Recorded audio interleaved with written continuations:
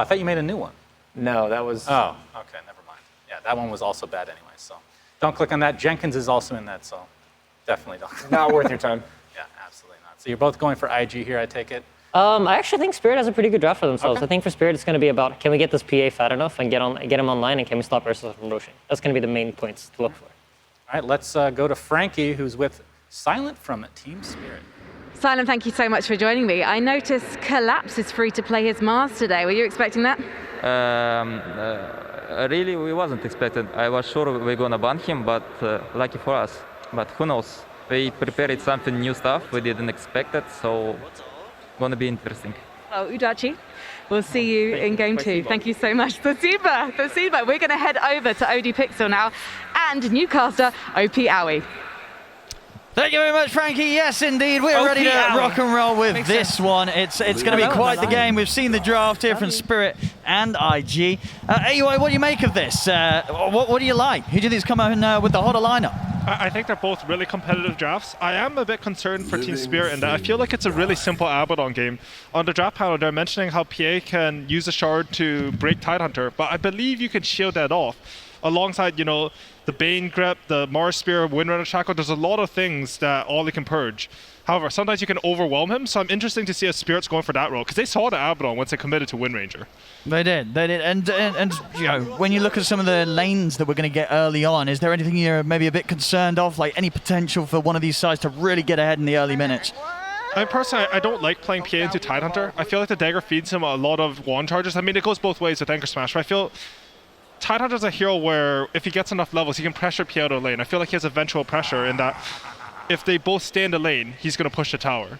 PA is not the best jungle farmer, so I feel like you have to be able to make aggressive moves. I look mid, and you can't really gank a voice worth of PA TP. You can't really go to Ursa's lane, so I'm unsure. Maybe they'll be able to rotate the Wispin early and snowball her. Maybe Windrunner will come up, as BSJ was mentioning, but bit concerned for PA's lane. Sure, and talking about like the Void Spirit in the mid lane, were you a little surprised that Spirit left that in and IG was still able to get that here? Yeah, I was almost for sure that every single Spirit would get banned this game. I saw the supports on Team Spirit to IO Bane. I immediately thought to myself that they would pick something that jumps the back line. These are two range supports. I mean, Bane's a bit tanky, maybe even I was a bit tanky, but they're heroes where you have to get on top of them. However, like I'm sure they knew that as well. So they had a plan versus Void Spirit, and it looks like it's Wind Ranger. I'm interested to see how that comes out. Yeah, no, absolutely. I mean, of course, as we heard from the panel in the lead up to this game, both of these teams' mids very vocal, which is what we like to see. Hopefully we'll get some sort of rivalry being built up through the duration of this series between Spirit and IG, and of course, specifically between Emo and Toronto Tokyo in the mid lane. We did have a brief pause, ladies and gentlemen, but it has come to an end, so we'll be able to shoot you now into the action as we get ourselves ready for Game 1 of IG versus Spirit. Let's see what we have coming up here as the first move from both sides. Definite first blood potential here. Without a doubt. We'll see how much they try and force it. And overall for these two teams, when you now look at the whole draft, AUI, what sort of timings are we going to be working towards? Is anyone looking to shut this down early? Is this a game where suddenly if it goes on, this PA is going to become uncontrollable? Like, I think a lot of this game is going to come down to IG's Roche potential. Anytime you have the Ursa, you sort of have that. They have what I would normally consider like the superior team fight. And for Team Spirit side, I feel like this Wind Ranger or PA, one of the two cores has to sort of get out of control this game. Honestly, maybe Collapse can do it. I've seen it as Mars. You know, it's top net worth in some of his games. He goes for that arm, that a bit more scale. But I actually agree with Brian in that whenever I see Windrunner PA together, I'm a bit scared because as soon as Ursa gets MKB, sure, it's a double free counter. You're able to counter both heroes in the same way. Also, I generally don't like both my 1 and 2 doing the same type of damage. I feel like it makes it a bit easier to itemize against. I mean, absolutely. And to the point, this game, if you're IG, I mean, if you're the Ursa, does this Ursa need a BKB at all this game? Is still the threat of the Spear and the Shackle enough to warrant that? I'm not too sure. I think it depends a bit about how good his game is. I think most players right now, especially carries, are thinking about how can I hit the items that allow me to fight best. In this game, that might actually be something like a Diffusal Aghanim's. Like, this actually is stronger in the fight than BKB. However, if the game situation gets a little bit weird, I can see him saying that I need to BKB now so that I can bait for my Tidehunter to get off a good Ravage. If you're winning, you can sort of just be the one to go on your opponent this game, you know, blink Ravage them. maybe if they fall behind, he might have to be more of a tank. Oh, we'll see. Of course, he's going to have some excellent backup from Ollie on the Abaddon, sustaining him and allowing Fly to go crazy in the fights. And he's trying to stay on top of targets. We'll see both lanes here with the setup. JT and Kaka trying to put the pressure onto Yatoro. And he's going to have Miposhka by his side and down bottom. Oh yeah, Ollie backing up Fly against the collapse. Mars and Mira, Io lane a lane. Spirit have been very, very strong in the past. I mean, and specifically, you know, we did hear at the start, so the surprise from Silent that the collapse Mars was let through. What is it about Spirit that makes the game so good when they have collapse on this hero? Well, Silent actually did an interview where he talked about how Collapse is as a player, describing one word, and he said patience. I think that's exactly what Collapse brings to the team. He's always stable and he's patient. Mars is one of the heroes where you can wait for the perfect timing. You can wait to get the right team fight. I think that's what he excels at. I've seen multiple double spears from him, actually, or just being a bit patient on the arena, but as soon as he sees an opportunity, he collapses it, and then it allows Yatoro to go in with ease. They did manage to double wave onto Team Spirit in the bottom lane, so that let them get the hard pull off. I'm not too sure exactly how this lane is supposed to go, because usually...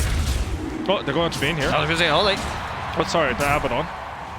Going to be quite low. We'll be able to step out with the Aphotic Shield.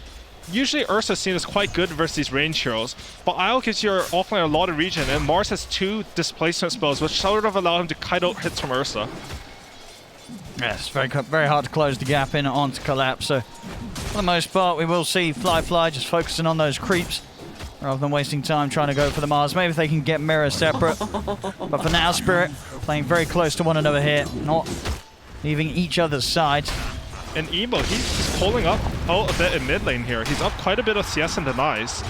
This is the counter pick from Team Spirit. Anytime you win a lane against a counter pick, I feel like it throws the dynamic of the draft like way out of what the drafter expects. Sure, because when you look at the matchup and as you say, the fact that it was their last pick, you would imagine that the Wind Ranger, the benefits they were looking for from this hero would be apparent in the laning stage. There's not necessarily anything else that stands out in this game that makes you think this is why they picked this hero. I mean, yeah, there's a lot of good reasons to pick a hero. It doesn't always have to be the lane, but in this game in particular, it does feel like the laning does seem quite important for Team Spirit's lineup. I will see how much that distance continues to grow between Emo and Toronto Tokyo in the matchup. See on the side lanes so far. Both carries having a pretty decent time. Fly's doing fine, same for Yatoro. Both 2 at the top of the CS. And very even from the offlaners. So I think a lot of this tournament has about how you use your mid's first timing. To me right now, it feels like Voiceware's first timing is very clear. Like around that 8 to 10 minute mark, you get really strong, you get your ultimate, maybe some boots and a couple nulls. I haven't seen Wind Ranger a lot. I saw that Beast Coast was using it to pretty good effect this tournament, usually to counter Monkey King, but I'm not too sure what that hero's exact timing is. We do see Toronto Tokyo stealing his enemy's bounty rune, which is always nice. Top lane. Oh, JT's taking a lot of damage here. Yeah, a bit of setup on the JT, and he's taking a few tower hits with the brain sap. He ends up going down. And that's exactly what Team Spirit need. You look at this matchup, PA versus Tidehunter. I would say this is very good for Tidehunter. But the thing about Dota is you can always outplay your opponent. A clutch sleep comes in from Miposhka, and all of a sudden they're looking good in this lane. He almost has treads on Yatoro, and maybe they can look to pull something aggressive. PA, if you get a lead in lane, she's incredibly aggressive. She has kill potential on almost anyone. Oh, absolutely. Yeah, JT's going to be have to be much more careful. Getting under the tower like he did just there, just not expecting the damage to be there from Miposhka and Yatoro this early. But another few tower hits, it certainly was. JT, it's got to be more cautious. And JT, he actually has to be quite careful because this is around the time where mid laners are starting to get their 6s. He spent his TP scroll to get back to lane. I can see something happening where he gets left under the tower and Toronto Tokyo just TPs in as soon as he hits his level 6. He's still a bit far from it now, so it might not happen, but it's something to worry about. Even one Mira TP can swing this lane into complete oblivion. Absolutely, it's definitely a lot scarier for JT up here than it is for Collapse down in the off lane for Spirit. And a little bit low in action. I think we're pretty much looking at the mid lanes right now. When are they going to get their 6? When are they going to make their first rotation? Emo actually already has 6, and he's looking solo kill. He's looking for it. Doesn't feel that he has enough damage with another step and a pulse. And probably would have indeed just been a bit short. Yeah, Fairy Fire at the ready on Toronto Tokyo. So Emo knows he can't go for it quite yet. I would have liked Kaka to sort of rotate that towards this mid lane. I think maybe a little bit of communication that could have happened. He should have known that he was going to get 6 faster on a Void Spirit because he had so many more denies. Wind Ranger went to get his Bounce Rune, etc. They are both checking the Power Rune at 6 minutes. I think this will be the most fundamental point of the early game, the 6-minute Power Rune. Absolutely. Kaka does have to be a bit careful as well. So bottom, fly. Each time as he closes in on the collapse will get sent back, but now the spear already used, fly. Trying to stay back on target, but again, God Tribute also allowing collapse to create distance and get out of that.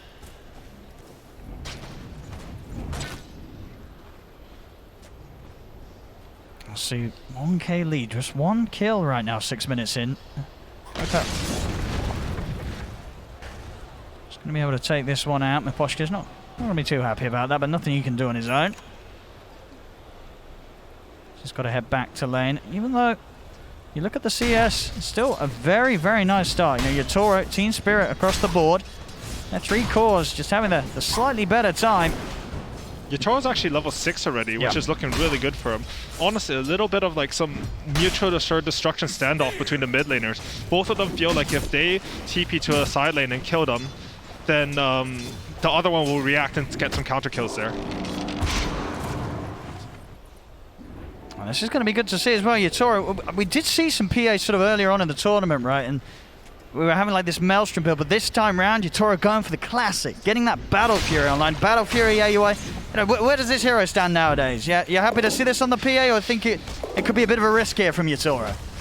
So I think Yatoro has a read on the game that his team is going to be able to fight without him. I think that's usually why you go for Battle Fury. It is one of the only carries left in Dota, I feel like, that can still go for the side item. Or most other heroes, I think you want these faster builds that allow you to, come into one team fight, help your team a little bit, and then start to scale. PA, she uses the full extent of the side item. She needs a regen, she needs the damage, and the build is actually quite nice for her. Let's see if it works. Battle Fury in 2021, it's pretty wild. It's always exciting to see, because if it pays off, Yatoro, he is going to be massive on the PA. And especially in a game where things are rather slow at the moment, time's certainly going to be there for him to hit the creeps. That's mid lane. Oh, a little off the mark there with a stun. Toronto Tokyo able to dodge it. Back up as well from Mira's IG. They won't be able to go for him anymore. In fact, Emo's got to be careful. They'll still have jumps and steps available, so they won't catch him. I think securing that haste rune onto Toronto Tokyo is just huge for his game here. Even if he chooses not to make a move with this haste rune, it makes it incredibly hard for the enemy team to push any sort of aggression. We can see JT, he's picked up the Helmet of Dominator at top lane, but if he pushes a bit too far, Yatoro's just going to TP with a haste and kill him, so he doesn't feel as comfortable pushing this tower. I'll see 3 of them here going for the mid. What can they do about this? Yeah, doesn't look like much at all. 8 minutes in, they're taking away this tier 1 tower. Now Emo will come back over. Both supports ready to back up. Team Spirit instantly retreating. They don't want to try and push their luck there anymore. A lot of damage done, though, with that early siege.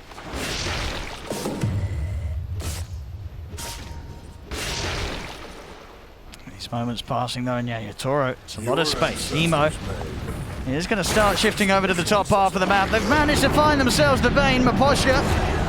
That'll be a quick one, but it's going to give the info for Yatoro. He knows that they're around. He's going to keep himself into the jungle, not showing himself in the lane. Bottom lane collapse, having a great time. Has that armlet finish, so very beefy and dishing out a lot of damage. Some solid kill potentially that makes it rather difficult for Fly to farm into. He knows if he pushes himself too far, the burst from this Mars is going to be pretty significant with that quick armlet. Yeah, and I think this is sort of offlaner meta right now. The first item you give sort of builds off this Helm of Iron well. It gives you some armor, some regen. Tide has gone for the Helm of the Dominator, which allows him to push this tower a little bit earlier. Collapse has gone for the armlet, which allows him to maybe scale a little bit harder, get some more damage. However, IG, they're faster at pushing this tower. They have more options than their opponent now. They know that top tower's dead, so they can decide whether they want to go for mid tower trade or defend bottom. Let's see what they do with this. We see around the mid, Toronto Tokyo. He's going to be able to chase him down. Finds Ollie. You see Fly look to try and punish, but the Windrun's going to be back up in a couple of seconds. Toronto Tokyo is more than okay. Quick and easy kill there with the rundown of the focus fire. The space is made. Spirit will get that trade on the tier 1 down bottom for the top that they've just lost.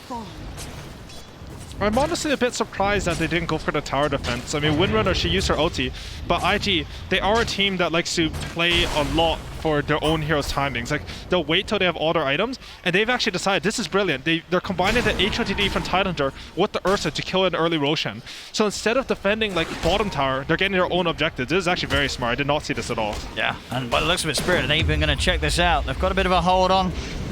Onto Kaka, and Kaka, oh, actually going to get the Hex off. He's able to get the stun on him. Miposhka, the backup's in from Molly with a miscoil. Kaka's going to be fine. Miposhka goes down. And IG more than enough space to secure that Roche for Fly. As Fly will step out there proud with the Aegis. Move straight over to the mid-tier 1. IG hitting some good early objective timings. And they understand exactly what they need to do on IG. They understand their lineup. It needs to play around Roshan. So what to do? We don't care if you take bot tower. We're going to trade a bigger objective for it. And then they're chaining objectives. Kaka, I mean, this man's been playing probably one of the best lines in the world for like 4 years. Collapse, he steps in. JT, no hesitation, ravage into a finger. I mean, why not? We're 11 minutes in. It's only been a couple of kills so far, really. Just blow these ults, secure a core kill, and Collapse just caught in the mid lane, and I don't think he was expecting them to commit as they did, but they certainly do, as they blow up the Mars, and he's out. I do really like that too, you know. I think a lot of players in Dota, they think, oh, Ravage, Finger is such a long cooldown. I need to save it for the perfect team fight.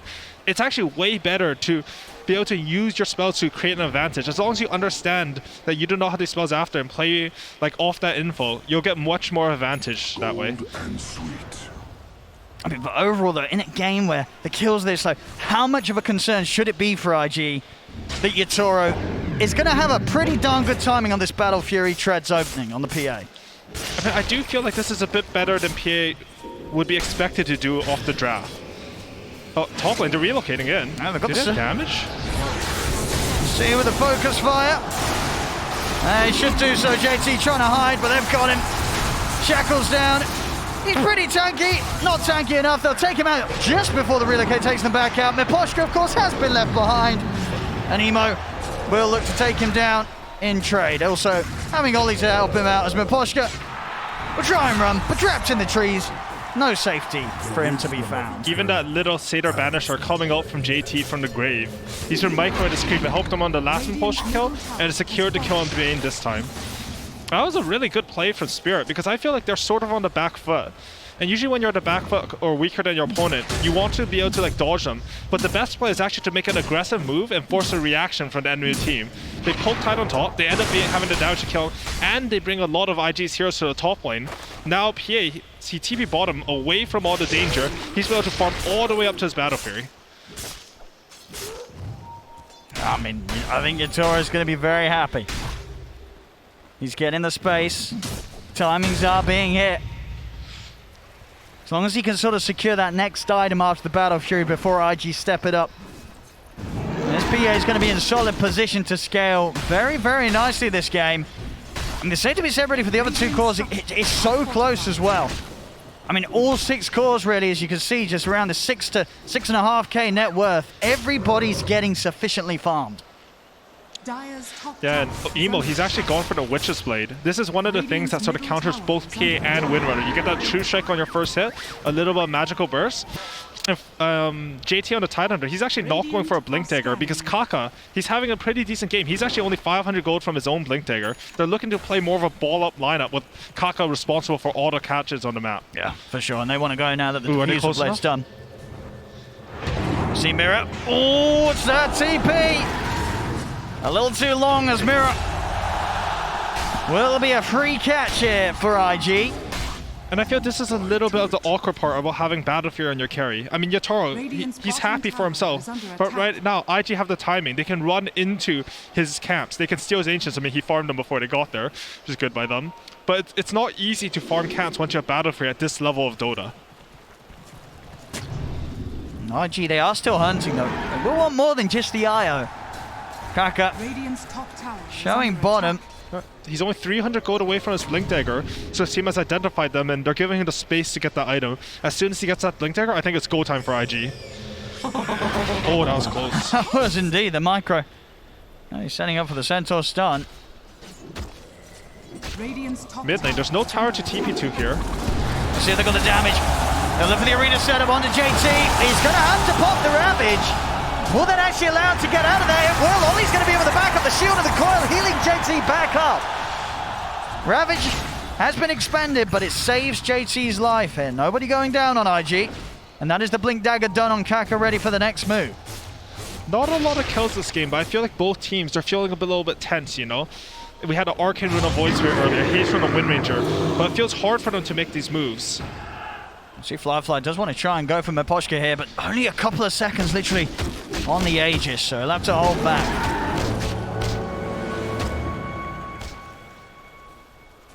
You're definitely feeling a little bit more from IG though. They want to fight.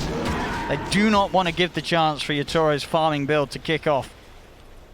And also, I'm surprised how well all three of the cores on Spirit have been able to keep up their farm this game. In specific, Wind Ranger, I feel like this hero, she doesn't usually get this many creeps or this much space, but Team Spirit, they've been sort of poking them across the map, bringing him into ganks only through relocate. And this has allowed him to scale really well into this game. And IG, they're just desperate for blood. They do have that Blink Dagger and Kaka. They want to hunt people. They want to start these fights. See if they can maybe get a jump on Collapse. Collapse is into the trees. He's able to turn with the spear. The Hex is in. Team Spirit, they're TPing over though. Remnant into the finger. They're looking to burst Collapse. Collapse is going to be kept alive momentarily by the Night Member. Finally he falls. They lose Fly in return though. And Spirit, they might be ready to chase him for more. Jump over towards Ollie. The feeds grip onto Emo. They lock down the Void Spirit. The heal of the Mist Coil nowhere near enough to save him. As Yatoro turning up, double kill AUI on both the cores, getting the carry and the mid. I mean, I think Yatoro's having sort of the early game of his life here on this PA. Goes to Battle Fury, he's turning up, getting kills. This is as good of a start as he gets uphill. Yeah, no, this is a dream PA game. If you can buy Battle Fury and take fights, you're being greedy while contributing to your team. Like, that's the ideal scenario for a carry. And Firefly, you know, the last Ursa nerf, I think, it made his cooldown on his ulti a lot longer. He has 3 seconds off ulti at the end there. They just didn't have vision for Kaka to get that Hex off on the class. He did a good job fogging. Got off that really clutch spear, and his spear with the quick reactions, they're able to turn it around. They can't really afford for another move like that to fail IG. I like this coming out from Collapse. He's not going for Blink Dagger. These teams are both sort of respecting the ball-up nature of each other's lineups, or how IG want to play it. Good pick off. Poshka did try and dodge that last bit of damage here. We'll see the DD rune, and they're going to go for it. Toronto Tokyo's already been able to pick it up in the ball of Collapse. He's got the arena down. Emo will look to jump out to the side, but Kaka's left stuck in. And honestly, IG, they're looking a little shaky here. They really wanted to get their Blink Dagger timing. When you get your timing, you want to go fight your opponent. When Collapse pulls off a clutch spear like that in the last engagement, it sort of shatters your conception of how you want to play your game. It disrupts your flow. Kaka, you know, a little bit alone on the Blink Lion. Usually you want to play with your allies, your damage, when you have that Blink Dagger out. And Collapse, he's going for what I like to call like the OG Dota. You buff your carry up, you give him a good game, and then you buy items to make his net worth even more. He's just going for that Vlad's. The armor helps against all 3 of the cores on IG, and it's looking good. I mean, it makes Mars tanky because he has this armlet, he has God's Rebuke, and when he uses that with the Vlad's, he gets so much HP back. I mean, and it feels like the next fight, Spirit are going to hit this very strong timing. BKB completing out on his way for Toronto Tokyo. The BKB for Yatoro, only a couple of hundred gold away. Bottom, Miposhka's got the setup. Catches out Emo. I mean, it is looking pretty scary. It's only 1k in it, but it's sort of the state of the game. It feels so much more worse than the numbers are showing, AUI. It does. I mean, IG, they're not auto this by any means. I would say this game is still pretty even, honestly. They have a lot of team on their side, but Miposhka, he's just doing such a fantastic job. He's playing Bane the way that you want to play Bane. He's going up to the side, he set up the pick off onto Tidehunter top, now he catches Emo on the bottom lane. However, Roshan is up. This is something we've seen time and time again. Whenever Dire makes a play on the bottom side of the map, Radiant are really quick to just pop into that Roshan pit, especially with the Ursa. All right, well, let's see what they can do with this. There's a smoke from Spirit coming out. Not quite heading towards the Roshan though, so it looks like IG will be able to finish this for themselves, claim that shard from the Aegis. Let's see what they can get done this time round. Last Aegis not able to really do or take that much away from Spirit. And you can see Spirit, in fact, continue with the smoke. Even though Roshan is taken, they still feel strong. They've got these BKBs. Exactly. They have their timing here. Right, They want right. to force a fight. They're going to get the opening. Kaka jumps in with the stun. Toronto Taker's going to just go straight towards JT. In with the BKBs. They're onto the time. Ollie gets taken out. JT to fall as well. There'll be a buyback from Ollie. Flyfly's going to be the new focus here. Collapse spears him back. Collapse still has the arena to play with if he needs to. Flyfly taken down the ones. Kaka missing the stun. Arena's out. They've caught them all. Collapse locks them in. The heals from Mira keeping Collapse alive. The triple kill for Yatoro. Ultra kill for Yatoro. Emo, the last man left standing here for IG. As he hides in the trees. Toronto Tokyo looking to see if he can get the catch. We just eliminate down up the tree line. In fact, over the power shot. We'll see him. Remember the Remnant, TP out, Emo. Whoa, he's not going to make it away. They get him as well. Spirit, they take down everyone plus more. It was a dieback from Ollie. As what a fight for Spirit to take. And that was the Aegis fight for IG again, AUI. It ends disastrously once more. And I think this is the mark of an amazing Dota team. When the enemy has something like an Aegis or they're up a hero, you understand your timing, you understand your strength. It doesn't matter that they have Aegis. The BKBs came up and Tidehunter, he couldn't even get Ravage off. There's just a BKB winner and PA focusing the perfect target and they wipe IG. This game's looking good for Spirit now. They use their BKB timings perfectly. I mean, the fact as well, this whole fight collapsed, just holding the arena, and then has it here for this last moment where, you know, IG, they figure that they've got some sort of power to be able to get back in on the action, but they don't at all. And now Collapse. He's finished off that Vlad. He's going for his own BKB. There's going to be triple golden cores on Team Spirit. I'm not too sure how IG want to take this fight. Tidehunter doesn't have a Blink Dagger, so he sort of was all-inning and double-downing on the ball factor that they had. You know, Void Spirit would jump in for him. They would come into Void Spirit, try to jump back, and he would counter-initiate with the Ravage. If they have BKBs, you cannot do that.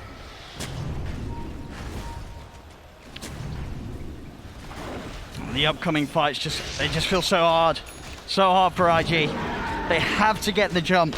And look at Maposhka. He's solo smoking down just to get some vision, set up the next fight. He understands that his team are stronger, so this vision is worth its weight in gold. Any fight they can force on vision, they'll be able to win this game.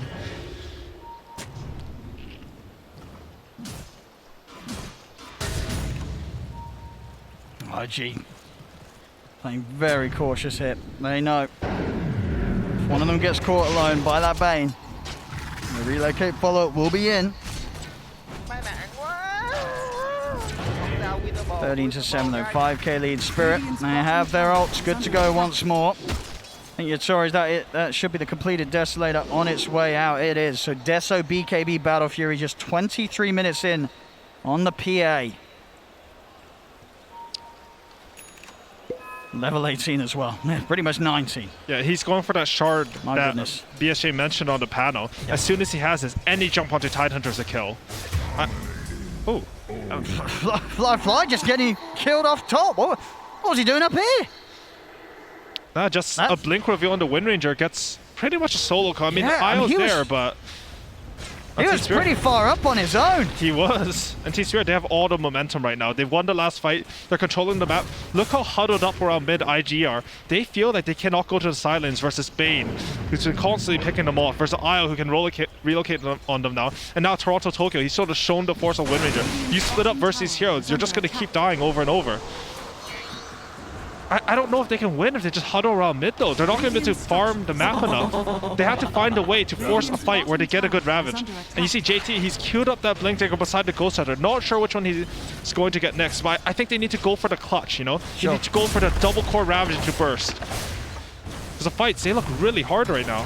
Oh, they really do. Team Spirit just able to take these tier 2s, no answer from IG. Radiant's bottom tower has fallen. How are they going to deal with this Phantom Assassin?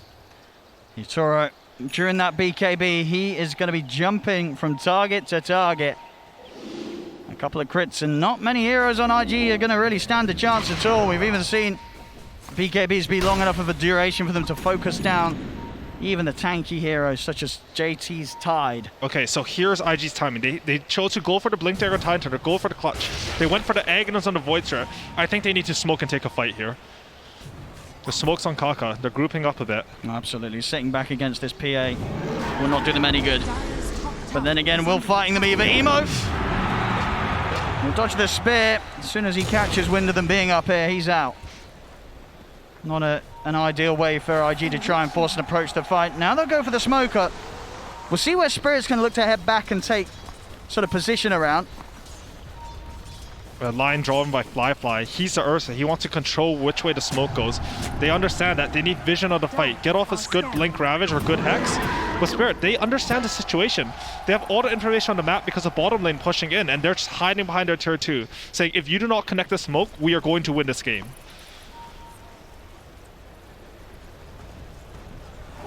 Spirit, they know exactly what IG feels they're forced to do right now to get themselves back in, and they are not leaving any opportunities for mistakes to happen here. Completely grouped up, playing around this top lane, far from the presence of IG. IG just cannot get that setup onto them.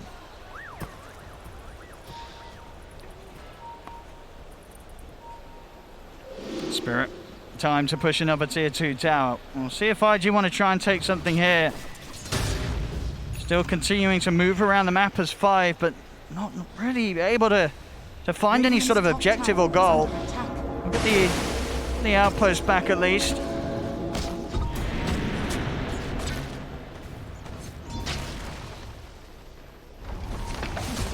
Spirit. Radiant's top tower. See how much they want to try and push this. They're very, very strong. They could definitely start threatening a high ground here with the Desolator on Yatoro. BKB done on Collapse as well.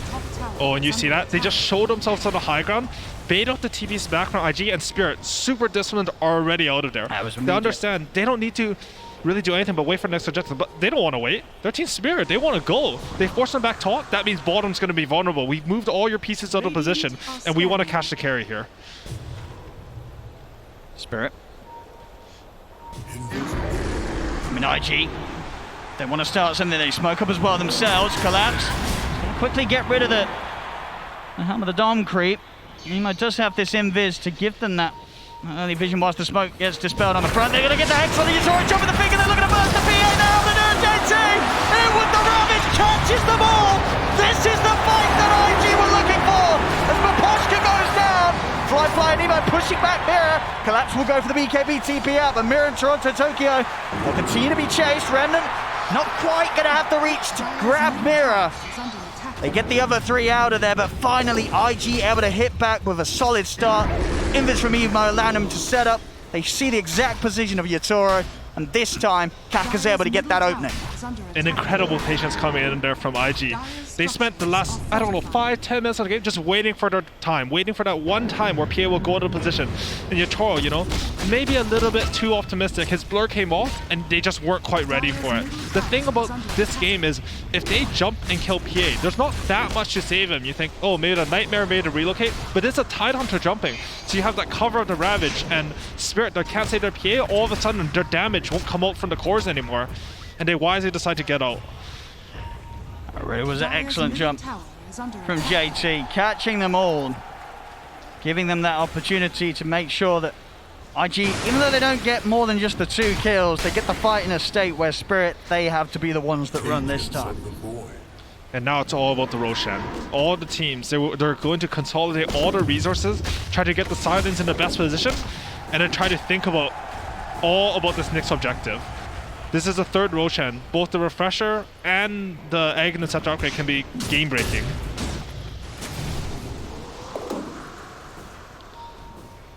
I do like what Emo has done. Like, they want to kill Roshan, so how he makes the play better is he uses his boots to travel bottom, farms a little bit on the area, and just creates some lane pressure. The best way to get something in Dota, it's like similar to the last smoke. You can move your enemy to another side and then attack them where they're weak. Just under 20 seconds here for that Roche spawn. Spirit in the better position to hold the control around the area. IG, they're absolutely going to want to push them out of this safe space. They've got 15 seconds till Ravage. Let's see if IG can bring that fight again around such a crucial objective. And the Roshan's up. I don't think IG scouted it, but they know. They know they're in it. Ooh, haste rune. It's up to Kaka and JT how they jump. When do they want to commit Emo? He's going to try and go for the back lines. Have to use both steps to get in and get out here. Yatora and Collapse, they're going to continue to go to work on the Roshan. And honestly, a pretty big cooldown from Void Spirit there. I mean, JT's trying to step in, but the Shackle's in. The Eon Disc is going to protect Toronto Tokyo here from the finger. The beacon comes down and focus JT. JT's going to get down. But they take him out. No chance for a Ravage as JT not around now for this Roshan objective. As Spirit, they'll continue to finish it. They'll pick it all up. Aegis, it's there for Yatoro. Over to Wally they go. The Abaddon takes a hit from the crits of Yatoro. Emo, he's got to run as well, but the spear, the angle, perfect from Collapse as he pins Emo to the tree line. Such brilliant team fighting coming out from Team Spirit. Yatoro with, Toronto Tokyo with his freshly finished Aeon Disc. He manages just, he's skirting on the side. You think that's a Wind Ranger, but he gets his Aeon Disc pulse and he holds his BKB for the precise moment where Kaka jumps. They jump, they pop their BKBs as a Spirit, and they wipe 3 of IG's heroes, and now they're going high ground. I mean, they are. 40 seconds, no Emo. And they have the Aegis. They got the refresher shot as well on Yatoro. He's probably going to pass it over. Yeah, he's going to give it to Toronto Tokyo. He's got more slots to play with. Tier 3 down. The Rex as well looks to be falling. IG, they do not have a fight to put together whilst their mid's out of the game. They may have the Ravage back up, but they need everything to be able to tackle, or at least have a chance of tackling Spirit head on. As Spirit, they'll take the melee ranks, they'll back up. Now to 10k lead and feeling in a very solid position right now. And I gotta say, it's looking hard for IG to get the fight that they want. They got that one near mid lane, but Team Spirit's lineup, once they get ahead, they have so much side lane pickoff that's not easy to get these side lanes and get information in order to get the right fight. You see Emo, he's desperately trying to get this bottom lane out, using his ultimate just to push out the wave a bit faster. But the rest of the team, they have to huddle around mid. When you're huddled like this, it means that only one of your heroes can really get farm at a time. And as you can see, the net worth, there's just such a big divide now. Yatoro, the Battle Fury PA has looked fantastic this game. Yatoro identifying that this would be the game for it to pay off. He knew what he could get away with, and he absolutely has. Collapse, off the market with a spear. The Shackle still hits. See what more they have to offer. Kaka's going to jump in. Holds back the two of them with a Hex and the stun. Will go for the Ghost Step to the TP out, but the Nightmare's in. Aposhka keeps Kaka held back. Good save from Kaka there, though. Void Spirit actually used both his Astro Steps and his Dissimulate, so he didn't have anything else to get out. Kaka sort of throwing his body for his cores there. Radiant's middle tower. Time for the base push.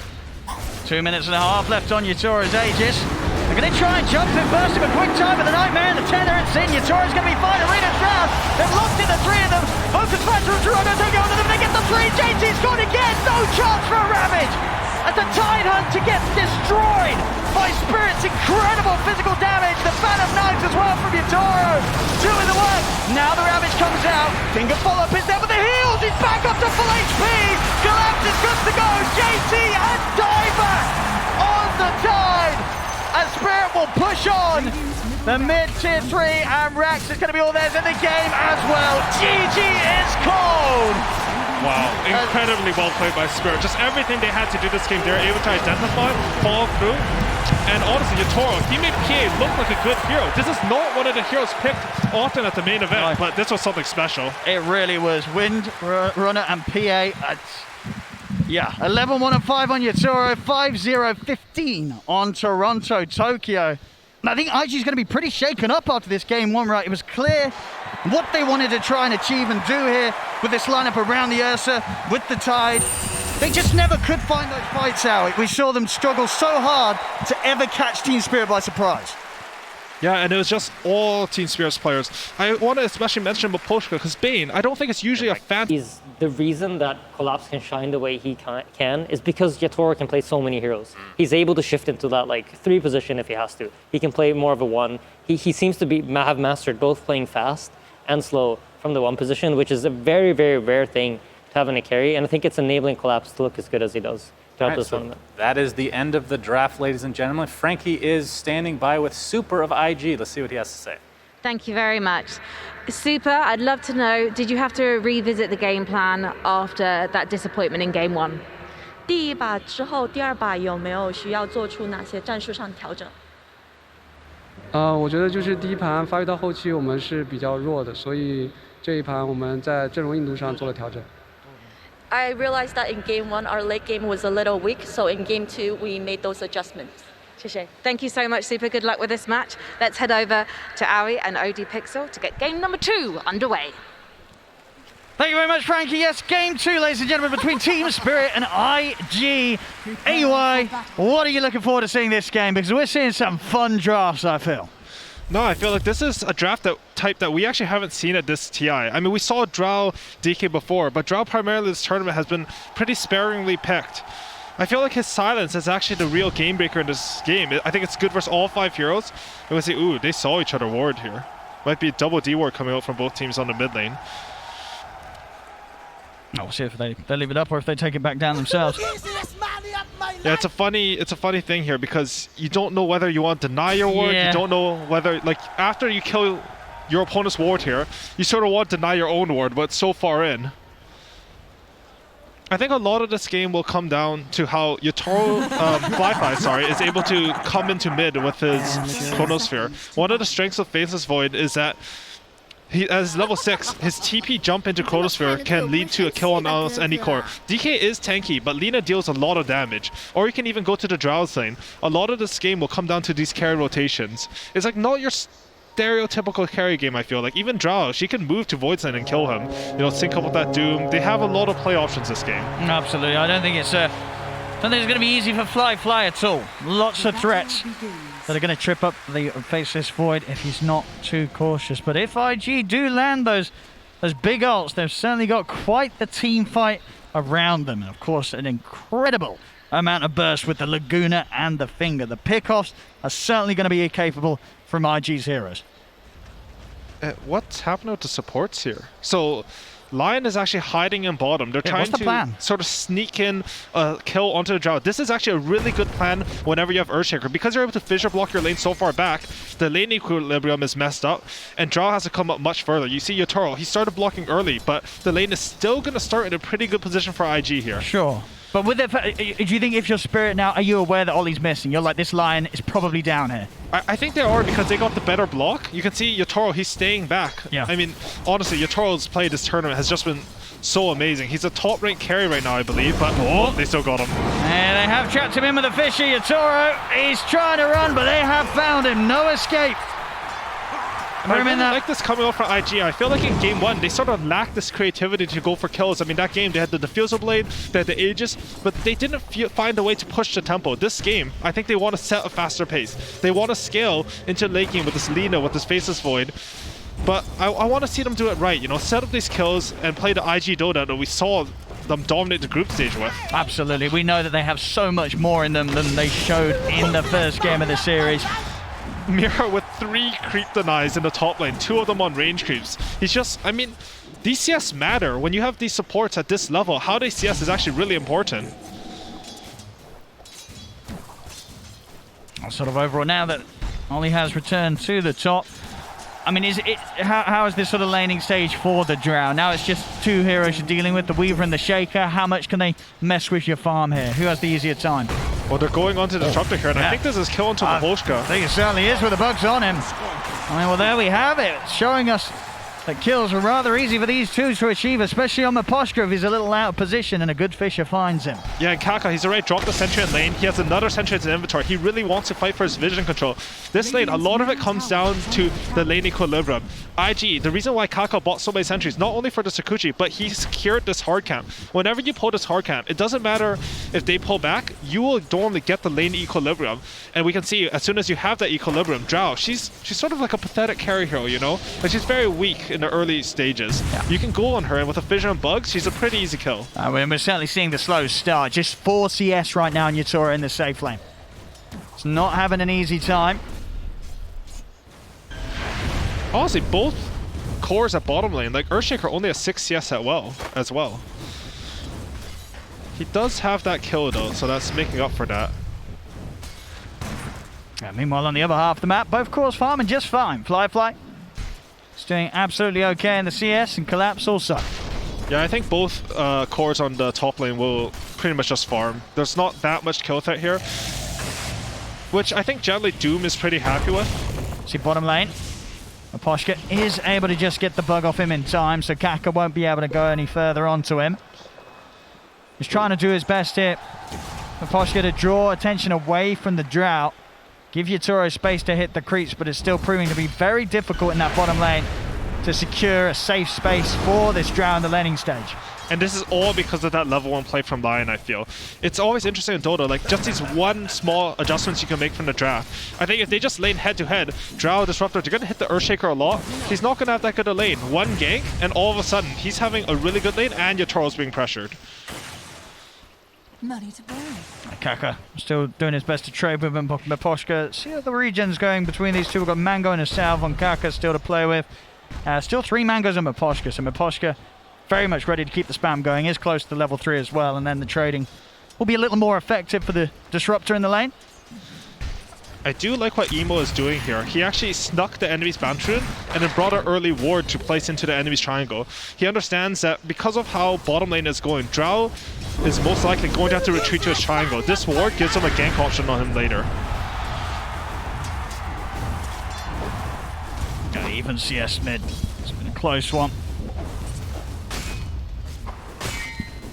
Of course, we'll see if there's going to be opportunity to push in onto that tier 1 mid once the dragon forms up. Another Bottom lane. block. That's a very nice block here, Yatoro. He's trying to get away from the tournament, but they're in with the enchant tournament. He's back underneath the tower. He'll turn, but he will not survive here. Kaka and JT getting away with it again.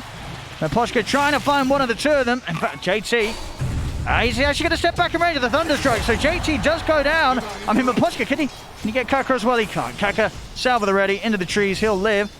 There's something to be found there for Spirit, but of course still, the struggle is real for Yatoro. Yeah, good trade out from Miposhka there at the end, but I mean, Yatoro, he has 12 CS right now. That's the same as Earthshaker's denies. Whenever this situation happens in Dota, I think it's important in your communication that you basically tell your team, like, I'm having a bad game, I need some time to catch up, and we're actually going to have to see, like, Collapse on the Doom and Toronto, Tokyo, and the DK join up in order to make some sort of space. You do have that DK form a mid and a wagon, so I'd like to see Team Spirit try to do something with this timing, at least maybe force some pressure away from Yatoro so he has a little bit of space in the game. Yeah, we're getting some early poke damage here from Toronto, Tokyo. Dragon form is hit. Getting this lane shoved right in. Emo pretty low on the regen, just one tango to bite through. A few seconds and the rune will be up. He's going to hope for it down bottom, and he's not going to get lucky. DD rune at the top. Toronto Tokyo is going to be able to get that for himself. Radiant structures are fortified. This pressure will continue mid. Top lane Fly. A little bit low. Still the farm very solid for him. He's having a fine time top. Ooh, mid lane. They've got the setup with the stun. Light strike to follow, into the Hex. Have they got enough right click to take him down? They do, only just, but they're able to do it. And Mirror, his spells were on cooldown. He had previously used them on the kill attempt on Fly, so he TPs in mid, but he's not able to save his Dragon Knight, and just a completely different IG than we saw in game 1. Honestly, I think they were upset that they were a bit passive in the early game, and they're really showing the team they are now. Top lane Fly nearly getting taken out there by Collapse with that Alpha Wolf crit. He's got to be careful there, that's a hard-hitting Doom. Well, I like this from Emo. He's rotating to bottom. One of the principles of Dota is that your team, you can give to your core heroes, but after you've given to them, they have to give back. And he's recognized that. He's rotating to his bottom lane. His boots still come on the courier, and they're going to collapse on Yatoro. He's having a bad game already. He is. This is a tough start for Yatoro, and he's about to feel even further pain here. The fish is out. Blocking Yatoro from a safe route back towards his tower. He's going to try and go for the TPR. Anything to stop it. There is a great usage of the Gust to stop any further stuns coming into play. Miposhka will, of course, fall, but IG, they'll get the time to push on to this tier 1 tower. They don't get Yatoro, though. Still, it's painful moments where Yatoro is out of the lane and struggling to find the time and opportunity to hit the creeps. Top lane. Fly and Ollie. Going for Collapse. They'll need a bash or two, and they're not going to get it. Collapse able to walk out to safety. And Team Spirit, they're striking it back in middle lane. This is a Dragon Knight versus Lina matchup, so as soon as he gets to 6, if Lina leads for second, he does take that tower. I just want to comment again though, that sequence of events from IG was so nice because first they ganked mid with the Lion, they killed the Dragon Knight in Dragon form, they know he doesn't have it so they can't push the tower once again, then they rotate to bottom, they kick out the enemy carrion. Yatoro survives, but he had to walk back to the neutral case because he had to TP to base. He's got like 2 CS since then, and his game, it's like he needs some space. Something needs to happen where they can find a way to draw all the IG heroes away from him. I think it's going to come soon, though. Collapse, he's getting close to level 6 with some big ultimates in the top lane. He's going to drop the Doom down. And I mean, he's getting this kill for sure. There is no question about it. Fly just not respecting the fact that the 6 was ready to roll there from Collapse. That was good from Collapse, though, honestly. Because he hid in the fog while the last creep was dying, so that Fly, he had no idea that Doom was about to hit level 6 there. Just a heads-up play from Collapse. I mean, again, like, he's been performing so well this tournament, and the thing I appreciate about it, it's like, he's just so patient, so intelligent about how he makes these plays and how he connects his spells. They just were not ready at all. But see, Fly returned to this lane. He himself, of course, also having his 6. Has the Chronosphere. Question is if they do have the damage. He's going to jump forward for Mira. Put Cookie down to the low ground. And look to chase him down, though, with the bugs upon him. Mira will certainly get taken out here by the 3 of them. So a kill to be found as IG push back, get Spirit back out of the top lane. TP in mid here. They're looking to go for Emo. Discussed. Into the Dragon Tail stun. Is there any backup for Emo? There is not, of course, with the tower already gone. There's no route of access to get in to help him out. The Spirit, they'll get the kill. Top lane, finger onto Collapse. They pop the 2 ults. Chrono and a finger does the job. Collapse is killed off. And Yatoro, this guy's a genius. He's actually straight up a genius. He's by far the lowest farmed core on the map. But he understands that his way back in this game, actually, it's way better than having his teammates make space for himself. He's going to make it himself. He TPs in mid, and he ganks the enemy mid level, what is it, level 9 Lina with a level 5 Drow Ranger. All of a sudden, like, I mean, he's not really back in this game. No. But he's given something to his allies to work with, you know, a little bit of space. Now they can make a move and be stronger. It's such a good presence of mind. I mean, he's such a young player, but he's making all the right moves this game. Absolutely. I mean, this game, he's having a rough one, but he's coming back. It's not going to be easy, but he's certainly shown his capabilities here. Top lane, whoop, Cookie. A little bit off to the side there. Won't be able to line up the initiation. But he's just making things done, and all importance of having that early point of the Gust saved his life down bottom. And that little bit of disable with the push back onto Lina, allowing Toronto Tokyo to get him with that Dragon Tail stun. So, and here's sort of the space move that I was talking about earlier. They have their Dragonite and the Doom connect onto top tower. This allows Zhao to sort of farm mid. It's the area on the map that's actually closest to the creep camps. You can often find carries that are having bad games go and farm around mid lane, and that's what he's doing now. JT actually almost has his Blink Dagger. I'd like to see them connect with the Lion with a smoke, who already has an inventory. He's also quite close to a Blink on Oli. I mean, this man's a 5 Lion, and he's more farmed than Kako was last game. Oh my, yeah, I mean, he has been the one to pick up, 3 of the kills, 3-0-1. Yeah, that gold certainly rolling in for Oli. So that double jump, it's going to be pretty terrifying because they've got rather beefy heroes on 2 of their cores, Toronto Tokyo and Collapse. A little more difficult to burst, but there is a lot of burst from JT. IG. He gets his Blink Dagger on Courier, he instantly TPs mid so it's closer, and they instantly smoke up here. They want to get a high value core here. Yeah. They're going to start charging straight towards Toronto Tokyo, but already out of the lane and not pushing any further. IG, they're not going to catch anybody up here. Honestly, I don't even know if they have damage for him with the finger on cooldown, but I think the mentality that IG is approaching this game with is much better. Like, you get the timings, you go smoke and try to use it right away. Last game, you know, they waited a bit with that Aegis Diffusal Blade. This game, they want to take these power spikes and use them well.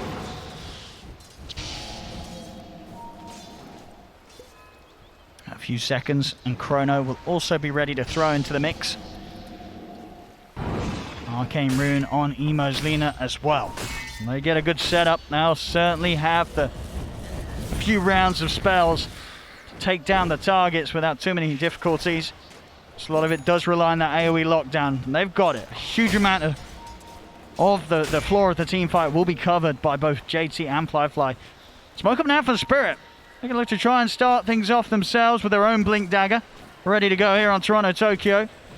And IG, they have now shown the Blink Dagger on Earthshaker. I think they're going to go for another one here. Only just delivered our smoke and switch in, so we're going to smoke on smoke action here. See who gets the jump. Last game, we did see Spirit most of the time getting the favorable lead in. Get the ward drop down. They'll see Oli. They're going to jump straight away for the Lion. Toronto Tokyo just committing for the Lion.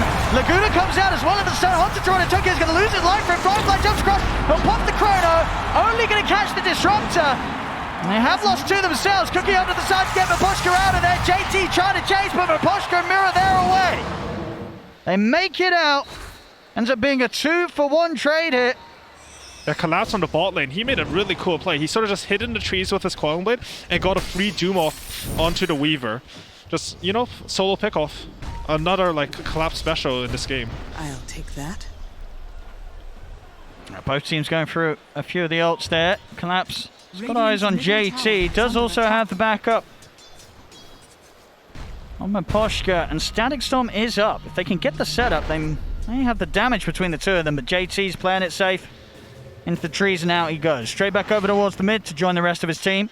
And another smoke coming out.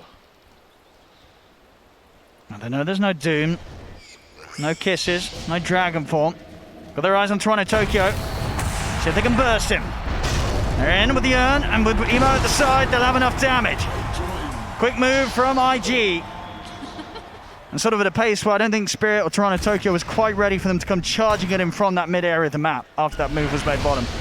Quite a clever smoke coming out there from IG. That was just, people think of smokes, they're going to objectives, they're going to the triangle, but IG are actually just going to the rune there. And Toronto Tokyo, a little bit maybe on a lapse of concentration from Team Spirit, but he goes to the rune alone and they just get a free pick off. They do expend the Echo Slam and they have used Chronosphere last fight, so I'm looking around to see what Spirit's next timing is. They had the blink on DK, but IG, you know, the last time they smoked, they're already ready for Team Spirit. See if they can find Collapse. They cannot. It's quick TP. No further gap closing, and whilst this chaos has been going on, Yatoro's certainly getting himself back in shape this game. Still about 1k gold between him and the Void, but he really is closing that gap between him and Fly.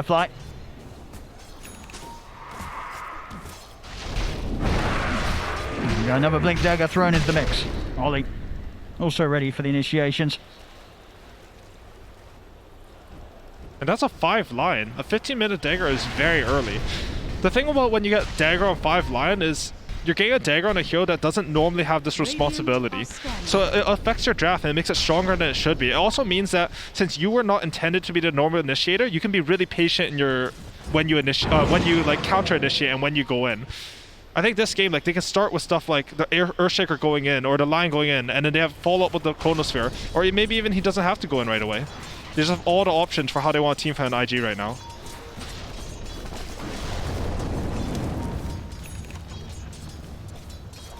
Radiant's middle tower is under attack. I mean, in this game, how sort of accessible does the Roche look for both teams? I mean, it's... I think they both have to win a fight in order to get the Roshan. Yeah. And they are really fighting over this control middle. Team Spirit, they go for another smoke. They do have this blink on DK, but Radiant's middle honestly, tower is under attack. it's not easy to get the right engage for either team right now because you're just jostling for position. Both teams, they don't really have any deep wards that give an obvious smoke target, and they're being very careful around mid lane. You know, a little bit of those TI games where both teams are huddling around the mid lane a bit. A golden thread. Yeah, full smoke coming to an end. Team Spirit, no action to be found. I think Team Spirit, they don't mind taking a fight where they can get the right initiation, but they do actually really want to wait for the BKBs to come out. It is a little bit far on both Doom. I mean, Doom actually has this in 400. It's a little bit far on DK, but as soon as they have that, then they'll be able to go and provide vision so that their triple backline will be able to deal a lot of damage. Smoke time from IG. Up to the triangle, they head. Yatoro, he's cleaning up quite a nice stack here. Can they catch him out in time? Ollie, he's looking for him. He's been able to catch him with the Hex, the Fisher. They blow up the Drow, take away some of the creeps as well. Now with the Drow kill alone, pinks are being made onto the Roshan. Now going is the pit. Can Spirit do anything about this 4v5, or do they have to let it go? And they really want their BKBs right now, but I'm a bit concerned if they let this Aegis go. Yeah. So they're smoke up. They understand that even though we don't have this BKB, we have to stop them from taking this Roshan. Let's see, they're going to go for the jump. Toronto Tokyo's in, straight away the Static Storm's laid down. He's committing, looking to kill Fly, perform on in silence. The Void will fall. Fly to die to Roche. Fisher over to Collapse trying to run over the high ground. JT expends the Echo Slam, destroying it. The kisses come out to Ollie. Toronto Tokyo back in with the Dragon Tail stun.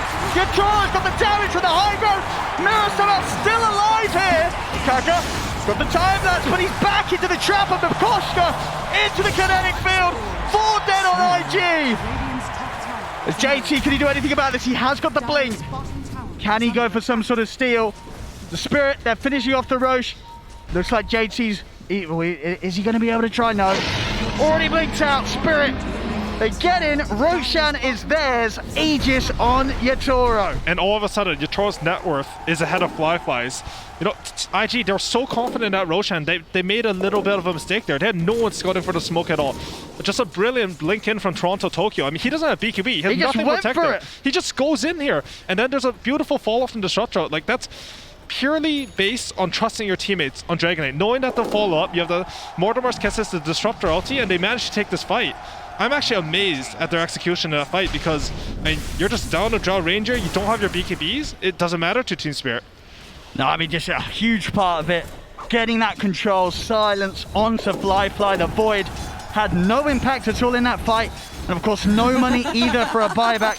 There's some other sort of scenarios you may have seen. You know, if he had the money, he probably would have got straight back in Flyfly because he did have the chrono.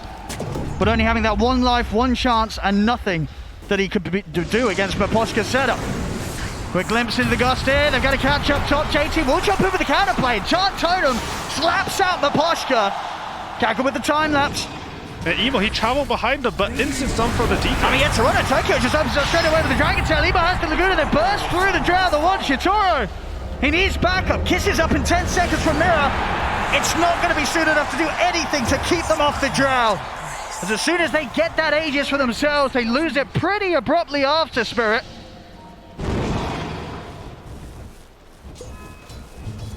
And IG, they're striking back, you know, a little bit of an overextension from Team Spirit.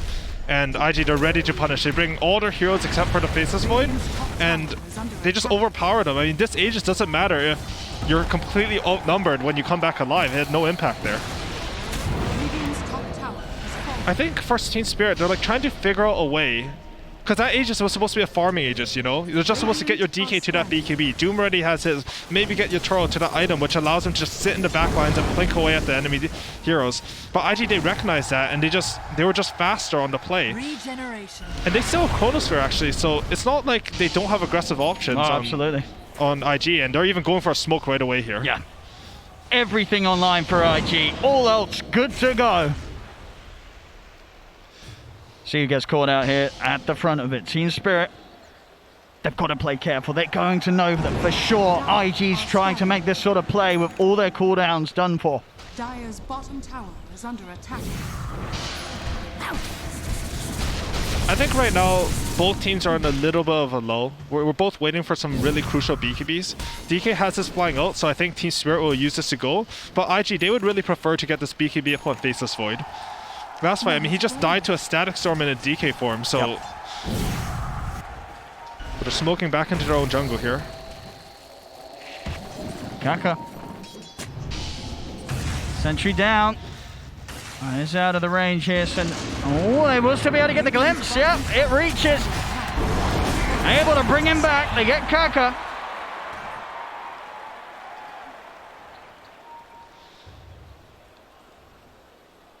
He's still smoked up on Collapse, but Flyfly wisely doesn't go for the extra wave mid. Yeah. He's going to know. With that kill, Spirit would have been very quick to try and turn it into something extra.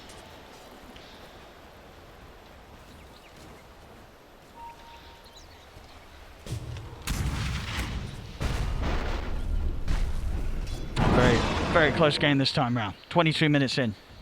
9:13, less than 1K. IG just already looking so much better than they did in game one. This time, many more ways that they can play this out against Spirit. This is what you expect to see from the squad, and this is what we are seeing here. A very even standoff between the two. He's under attack. And JT, he's actually finished off his own BKB, so they're going for the triple golden strat. I think a lot of the time when you're having this downtime in Dota, what the teams are doing is they're trying to figure out what their conditions to win the fight are. I think a lot of it for IG is actually just making sure that their Lina can hit during the fights. Faceless Void, he is one of those hard carries, but his damage actually doesn't ramp up until he has a lot of items. I think a lot of it will come down to Team Spirit trying to find this Lina and blowing her up with the Doom, maybe some DK stun, and then the counter initiation with the Chronosphere and trying to find Team Spirit's Drow Ranger. Absolutely. If Flyfly and JT can control the fight, Emo he's gonna hurt. A lot of frontline control from IG.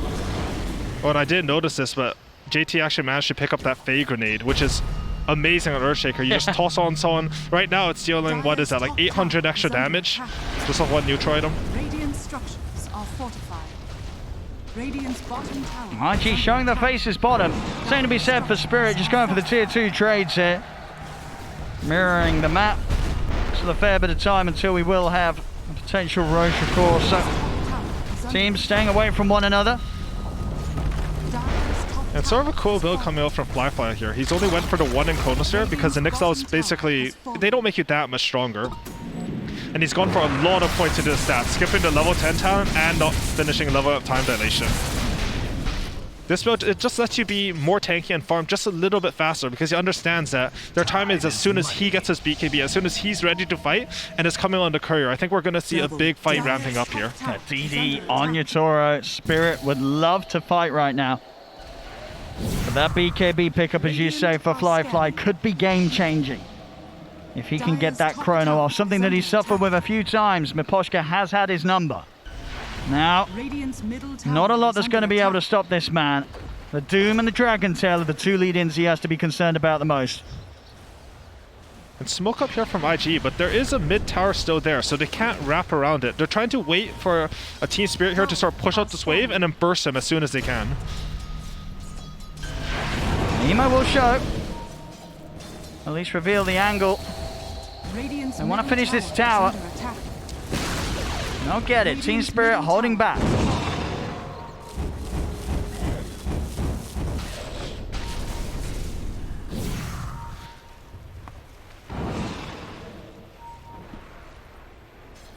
See IG, both cores needing that Lincoln Sphere against the Doom this game.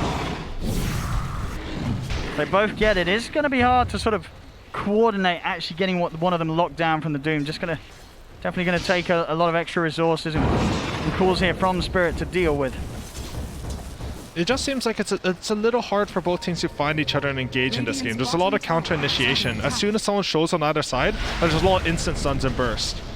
Yatoro has managed to pick up a Silver Edge. He's sort of made a recovery in this game, but I'm not too sure. IG's team fight right now, it looks scary, but at the end of the day, it's going to come down to that initiation. Whoever gets a vision is going to win the next fight. I mean, Spirit, they're pretty deep here on IG's half of the map. Without Yatoro, of course. Yatoro farming his own Ancients. So if a fight does kick off, they will be fighting with a number advantage. Much easier for Emo to join the action mid, being that around the tier 2 tower.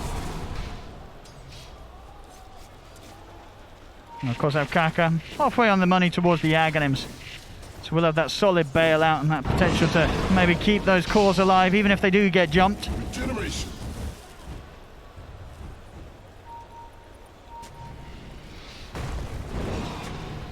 I think right now IG, they're just going to clear their jungle because they have buybacks onto both of the supports. So they understand that if a fight comes out, they have that tier 2 mid to TP back to. And Team Spirit, they understand that as well. As soon as IG sort of lead in there with the Weaver, they understand that they have to get out. I'm trying to click around, see what the next timing is. What are these teams waiting for to take this engagement? I think a lot of it is that they want to save all their buybacks and resources for this next Roshan fight. Anytime you have heroes like Doom and Faceless Void in the game, this Aegis becomes exponentially, I don't know, it becomes more effective and more valuable. No, it really does. And you just don't want to approach a fight, blow your big ultimates, and then have the enemy team buybacks at the ready. They're ready to go, Roshan's up, and suddenly your team fights on cooldown. Being very careful around these minutes leading up to the next Roche. To be honest, I feel like the team should be prioritizing the side lanes a little bit more during these stalemates. I think they need more information. He wants to go. He's going to try and start things. He's in with the BKB onto Oli. He'll be dead for sure. Just a quick pick here from Toronto Tokyo. He was just solo there, literally 1v5. I mean, but here comes the rest of his team now. Collapse jumps in with a assault, but JT comes in with a counterplay. The Echo Slam, the little block, the do they have? Collapse will fall. BKB from Emo, he's over the one from Poshka. Laguna into the jump forward from Flyfly. They bring the Disruptor down.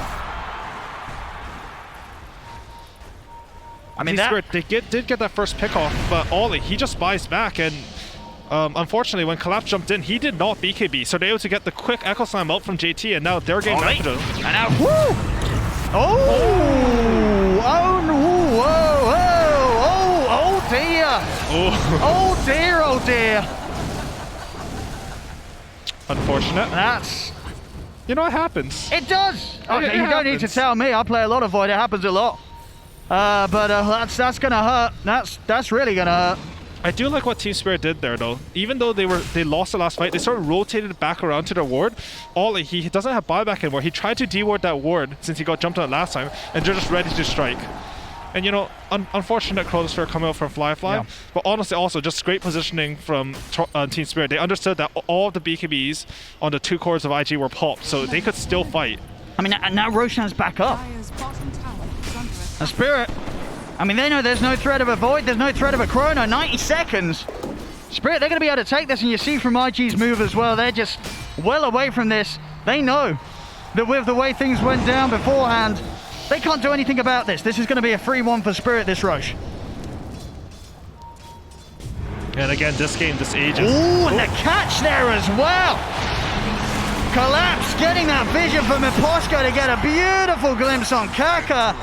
Things starting to really roll into place here for Spirit as IG. They can't afford another mess up like that. And Miposhko is just having such a good showing this series, just this tournament in general. I feel like the Eastern European region has been playing Disruptor for like 7 years now, and they've always been the best with this hero. They just always find the aggressive pickoffs. And the Aegis, we mentioned it was super important this game. Now in the hands of Yotaro, he's completely caught up. Top net worth on his team now, higher than the enemy Faceless Void by quite a good margin. Even with that start laning phase, Yotaro figures out to find a way.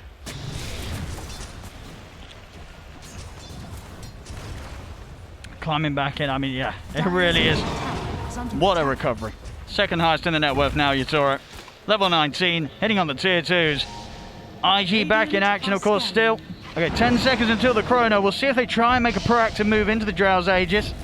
I mean, do they, if you're IG, is there that pressure, or can you afford to sit back and wait out this Aegis rather than take the risk? I think whenever the enemy has an Aegis, it's an evaluation of how strong you are, and whether you need to take the fight with buybacks or on your side under your vision, or, I mean, sometimes you can still run at them. I mean, we saw that in last game when IG picked up that Aegis, like Team Spirit were not afraid because they had their BKBs just run their triangle and fight them. I think this game, it's a little bit harder just because of the nature of how their spells work. You have a lot of big ultimates like Chronosphere and Echo Slam. If you use down the Aegis, you're potentially giving up the fight. I think they're pretty content farming, but I don't think Team Spirit will let that happen. It's really good to use the first couple of minutes of Aegis to establish map control, equal a little bit of gold advantage, but at some point I think they should start trying to force IG back to base. Maybe start poking that tier 3 top, finish off this tier 2 mid, and just get them back onto their own side of the map.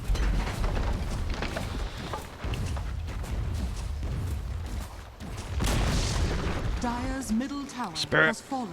3 minutes on the Aegis. Let's see how much they can push out of IG here.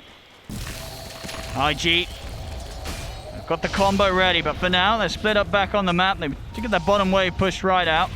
Now they return, and Spirit, they'll respect that even with the Aegis. They hold back. Still some easy objectives for Spirit to potentially take. Tier 1 and Tier 2 still up on the bottom lane. And I really liked what Team Spirit did there. They showed 3 heroes mid, sort of feinted they're going for a push, but they're actually setting up at bottom. I mean, IG read the play, so there was no pickoff, but it's actually very hard to see that Doom and Mirror were already setting up on the bottom lane. See no evil.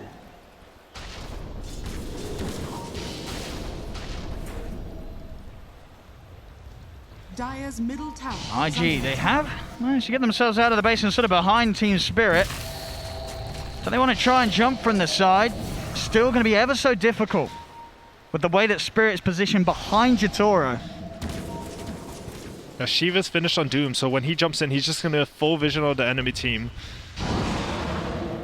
I mean, they're just approaching this siege so carefully, Spirit, leaving no opening for IG to really have a hit at them. They're going to try and come out now, IG, with a smoke.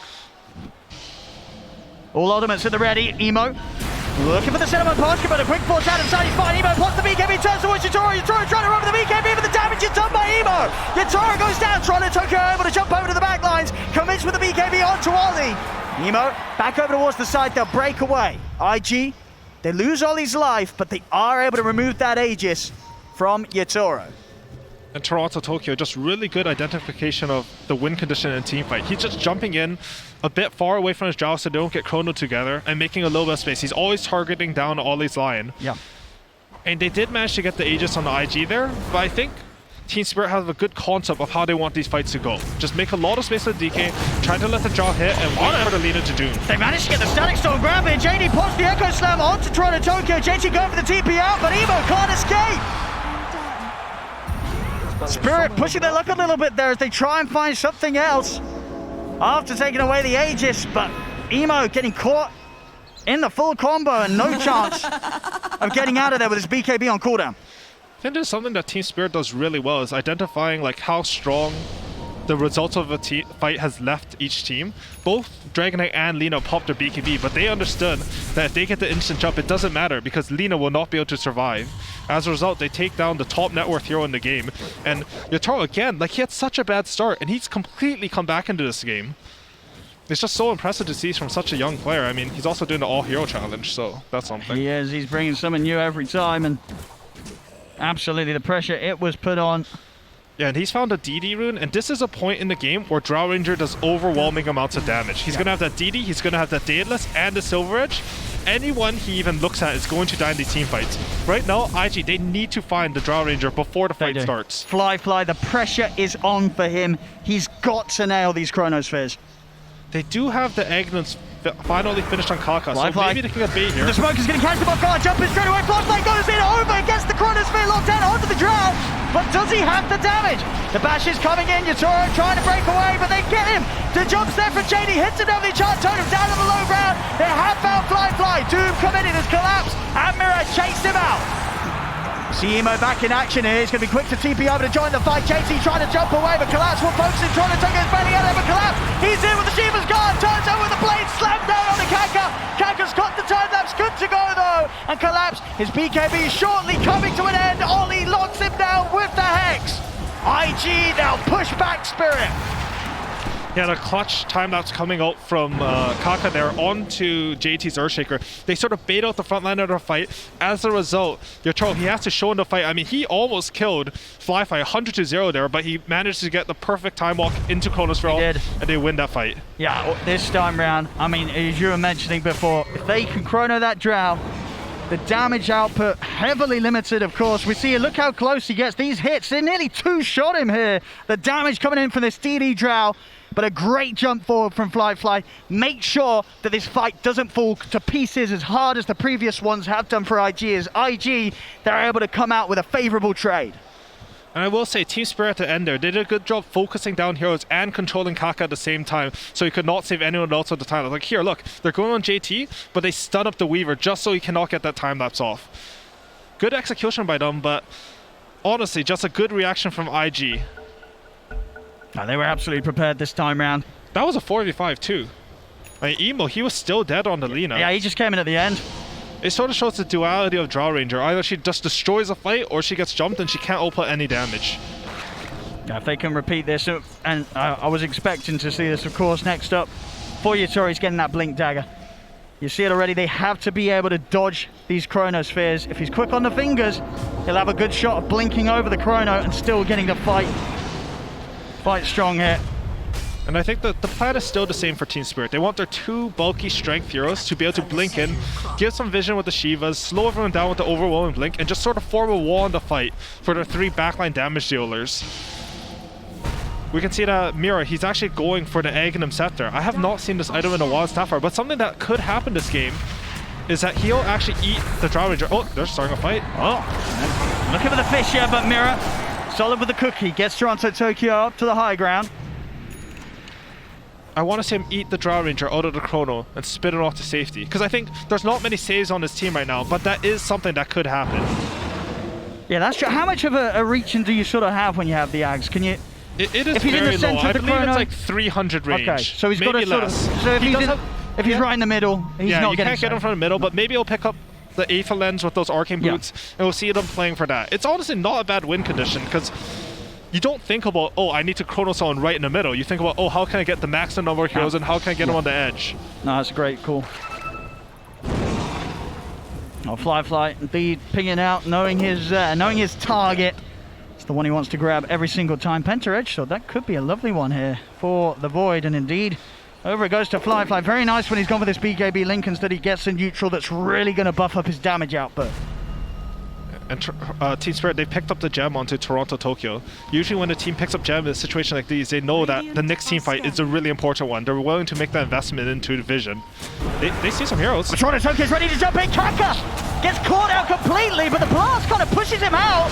Static Sword's there, but he's out of the kinetic field. Kaka able to get away as the combo not quite working out there as Team Spirit planned. And there's a little bit of fog in the Roshan pit that's hard to play around, but IG, they understand that Team Spirit has used some spells, so they want to go.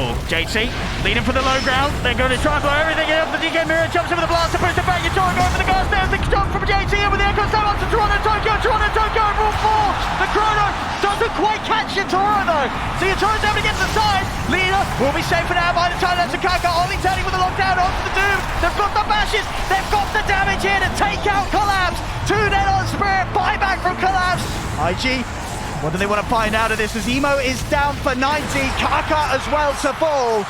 Fly already indicating he has no further interest in staying a part of this fight as he backs away. Spirit, just the buyback on Collapse committed here.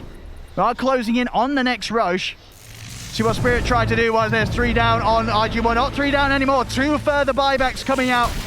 IG bringing Kaka and Ollie back into the fray. Yeah, they don't know that Roshan isn't quite up yet, and honestly, again, a little bit of an unfortunate Chronosphere coming up from Firefly, catching 2 of his allies. But both teams, they just want to hold this Roshan area. Again, Aegis, the most definitive factor in these team fights. If you have something that lets you come back to life, just tank up all those important spells, you will win the fight. Look at Team Spirit. They don't see anything, but you know they'll go for a jump and they can get it, but already the jump been made for JC here on low ground. They get the burst on and Collapse. He's aimed for Poshka. Static Storm down. He's caught by Fly and the line, but it doesn't matter. Fly turns, beats him down for Poshka. He'll buy back Fly. Quick time walk back to safety. 20 seconds and Toronto, Tokyo will be back in. Still 30 without Emo. They're keeping their eyes on Roche. It's up and it is ready. Yatoro is going to start going for this. I mean, Chronosphere still down for 50 seconds. So Spirit, they're getting a good opportunity to try and finish this. We'll see if IG can go for any sort of steal. Fly can't come in with the BKB. He's going to jump in, jump out. BKB for Yatoro as he looks to finish this. Team Spirit, can they get it in time? They can jump forward. JT's able to steal the refresher shard. But Yatoro, he gets the Aegis. Fly standing strong against the Drow. JT goes down to the side. Yatoro, he's able to get out with the Silver Edge. No further detection catching him.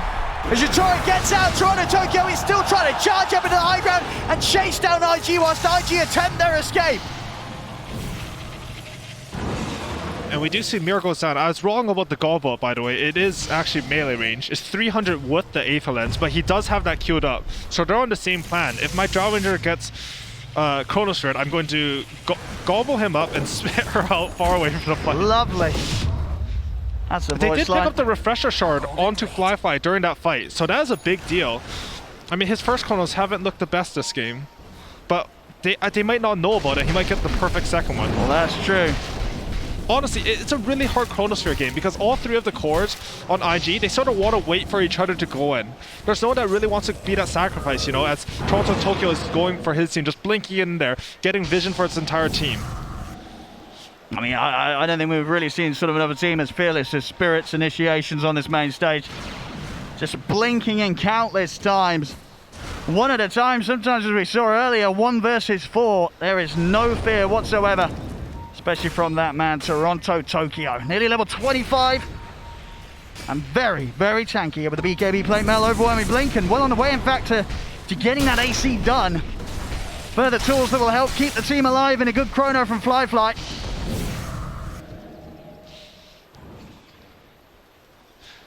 In this game, it's all about those initiations. We can see Fly, he's going for that Shadow Blade just so he can sneak into the fight, get the right Chronosphere onto Yatoro. Yeah. All about getting that Drow. Who is already going, he almost has his own Swift Blink. He's completely almost 6-slotted on the Drow Ranger here. Just with that Aegis in his inventory. Yeah, remarkable carry performance from the lad. And the refresher is actually done on Collapse. This is a huge game changer. So Collapse jumping in. Who's your 2 top targets here? I think it has to be Lina and Void, but honestly, any 2 of the cores will be good. They do have Lincolns on both Lina and Void. The thing about Refresh on Doom is it's not just like it's not just a second Doom, it's the extra vision that you get from the Blink Shivas. You'll see everyone on your first jump in. So you can Doom like sort of like a subpar target on the first one, and then you know you'll get the perfect one when you refresh into that instant blink on the second hero. I mean, and as we say, you know, Spirit, they are just going to be throwing heroes at IG. They have to be so prepared, IG, for Collapse, Toronto, Tokyo just going in at the same time upon them. They have to be ready with those counter plays. I mean, IG, they do have very solid ways to punish those sort of jumps. If they start getting in the face of IG, you know, the JT and Fly, they'll look for those chronos and those slams. And both teams smoking up here. Ooh, did someone just pop cheese? I think so. Yeah, was that cheese or was it a gobble up? I think it was a cheese. So someone must have misclicked it. All right, well, rip cheese. Team Spirit, they're taking a long path around with the smoke around. They have the vision on the high ground. Oh! Jump forward, Toronto, Tokyo is looking for his target, but he gets caught up in aim. Fly! He's into the backlines, he's got the chrono down onto Yatoro. He needs more damage for. Is he going to be able to take Yatoro down? He is. That's the age, it's gone. A second chrono locks them down. Emo's able to wrap him from the side. On to Collapse he goes. Collapse will drop the two Dooms, but Collapse will fall. Static Storm controlling Fly though as Yatoro gets out of the second round of the Chronosphere. Over towards the lead they go. JT drops the Echo Slam, but they're all falling on IG. It's an ultra kill for Yatoro. It turns again, goes a rampage for the Drow Ranger. Yatoro, what a recovery he's had this game. Such a tough beginning, but his carry performance, it's coming in hard. IG, they'll come in with 3 buybacks to pick up some kills here on the retreat of Spirit. But Spirit, overall, they'll get the main man out. Yatoro, he's back to safety. And you know, before this TI, I think there had only been 4 rampages. How much damage did he do? 10,000 damage there, 10,000 damage. And he was in 2 Chronospheres that fight. Before this main event, there had only been 4 rampages on the TI main stage. It's now 6 because Yatoro has 2 of them. He's really showing his class in this tournament. And I mean, I also want to give a shout out to Collapse because they got a Chronosphere onto 3 heroes twice coming in from Fly. Really good Chronos this fight. But Collapse literally 1v4 the rest of the team. No other damage could come in here. Yeah, we see it here. Oh, sorry, it's Toronto Tokyo. My bad. Toronto Tokyo jumped in. He just made so much space in the back line. Collapse was in the Chronosphere. He did. Collapse did get his job done though, popping the Lincolns and getting the Doom through. But again, we see Fly. As soon as the BKB comes to an end, he's got nothing to save himself. And just this damage from the drought, just unbearable here for IG. As Yatoro just picks them all apart perfectly, and there you can see it, hyping themselves up. Team Spirit, they know that they've got quite the lead now, up 14k. And they've managed to sort of survive those buybacks of IG. I mean, IG, they committed a lot to try to win that fight, but they weren't able to find Yatoro in the end, and they weren't even able to push for map control. And as you say, that's definitely going to be a bit of a concern, that even when they have the 2 chronos, they still can't quite win the fight. And it was, I mean, it was not a bad chrono at all from Fly. He gets the targets. It just doesn't matter. Everything else around him starts to fall to pieces. Now it's just Toronto Tokyo on the back line with that strength link. He makes too much space, and I just noticed, but Collapse, he had actually picked up that Psychic Headband. It pretty much invalidates the Lincoln's purchases from Emo and Fly, because you can just pop in that instant cast spell before you cast Doom on them. I mean, this is such a scary point of the game now for IG, playing into the double Doom back online with a refresher cooldown ending, whilst they do not have the buybacks on 3 of their heroes. And those 3 being the 3 important ones, the 3 cores here for IG, 5 minutes. That's going to be a very, very hard 5 minutes here if they get caught in a team fight. And IG, their win condition of fights, it keeps getting more complicated. At this point in the game, Yatoro is 31k net worth. Oh. Sorry, the illusion scared me. He's 31k net worth on Yatoro, so Fly, he can no longer solo kill him into the Chronosphere. Their win condition of fight is to have a Chronosphere where Emo can right-click the enemy heroes. And it's not easy because, as we've seen in team fights, Toronto Tokyo, he's just going in. Collapse, he's also willing to just throw his body away so that Yatoro can have the perfect fight. I mean, yeah, it's just terrifying trying to approach a fight against this squad. Team Spirit, just relentless with the way they throw themselves at you. IG, we'll see what they look here for the setup. They're starting to come out onto Spirit's half of the map. They themselves are ready, everything to go with, but It's just such a hard team fight. We saw last time around getting 3 in the chrono. It has to almost be more than that. Fly's got to try and hold on, lock them all down. They have to guarantee at least 1, ideally 2, during that chronosphere, with Emo being in position to do the damage. If people aren't dying in the chrono, Spirit are going to win the drawn-out fight every single time, with just how much damage Yatoro can do when he's left untouched. And Yatoro, he's actually picked up the perfect neutral item for himself. He got the ninja gear, which allows him to smoke himself. This means that IG, they should never have the vision on him at the start of the fight. He will never run out of smokes. It's looking really hard for IG to find the right fight here, but if they camp their wards, if they take that right fight, they can always kill a Drow Ranger. I mean, at the end of the day, Drow Ranger, she's sort of like Sniper, right? Auto position for a moment and you're dead. Oh, man. He's going to jump in. They see him. Quick time that takes him back to safety. Kaka gets him out. Regeneration. Roche timer coming up again. An important moment once more for both of these teams. Spirit, they're going to smoke up IG. They might not expect Spirit to come in from this angle. If they wrap around and come down into the jungle of IG. And only Ollie has buyback for Team IG here. They have good high ground. They're in! They get the jump in onto the void. The dude gets shot down. Then Fly time lapse takes him out of the side though. Kako will save him. Jump forward from Collapse. He's going to continue to commit. The kisses are coming out. Doom dropped over towards the leader. They've lost Fly. They'll lose Kakado. And they'll get by looks of it. They're going to lose more here, IG. JT's trying to run Ollie as well, but Mira shoots him straight in the face. Triple kill once again for Yatoro. As 3 dead on IG, none with buybacks at the ready. Spirit, they've got a whole minute and more to do whatever they want here, whether it be to the base or setting up for the Roshan. As just a brilliant wraparound for Spirit, catching IG completely off guard. Fly just getting jumped there, trying to hit the neutrals. And no, Team Spirit, they're looking to end the game here. They understand that there's no buyback coming from Fly. They know indeed, they know it's on the timers. A Spirit, they're looking to close it up. JC's going to go in for one last try with the jump in for Collapse straight over onto Emo. Toronto took out as well. GG is called. Spirit knock IG out of the competition. Team Spirit Inc. They'll get to keep on this incredible run that they're having. As a